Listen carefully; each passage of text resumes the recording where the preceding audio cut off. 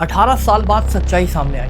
साल 2006 के अंदर पूरे देश ने सोचा रिठारी कांड में पकड़े गए मुजरिमों को सजा मिलने पर कि अब पूरे देश को न्याय मिल गया। लेकिन सुप्रीम कोर्ट ने साल 2024 के अंदर एक बड़ा फैसला सुनाया। उन्होंने कहा कि सारे सबूत फर्जी थे और आज वो मुजरिम हम सबके बीच में घूमे। चलिए बताते हैं कैसे। दो शहर, दो खौफनाक वारदातें थे और नतीजा एक, सिर्फ धोखा। ये कहानी है हमारे सिस्टम के फेल होने की। कहानी शुरू होती है साल 2006 नोएडा के निठारी से, जहां एक के बाद एक 17 बच्चे गायब हो जाते हैं और महीने भर के बाद उन बच्चों के कंकाल एक घर के पीछे वाले नाले के अंदर से मिलते हैं और इस वारदात के बाद पूरा शहर दहल जाता है और पकड़े जाते हैं मुनिंदर सिंह पंदेर और उसका नौकर सुरेंद्र कोहली। और निचली अदालत इन दोनों को फांसी की सजा सुनाती है। हमें लगता है चलो न्याय मिल गया, लेकिन ये सिर्फ हमारा एक भ्रम था। क्यों? क्योंकि आज 18 साल के बाद सुप्रीम कोर्ट और हाई कोर्ट कहती है सबूत झूठे थे, जांच में धोखा हुआ था। और नतीजा, आज आरोपी बिल्कुल बरी है और वो आज ऐसे ही खुलेआम घूम रहे हैं जैसे कल घुमा करते थे। और आज उनसे हमें इतना ही खतरा है जितना कल था, क्योंकि कुत्ते की पूंछ 18 साल नलकी के अंदर रही, जब निकाली वो टेढ़ी की टेढ़ी रही।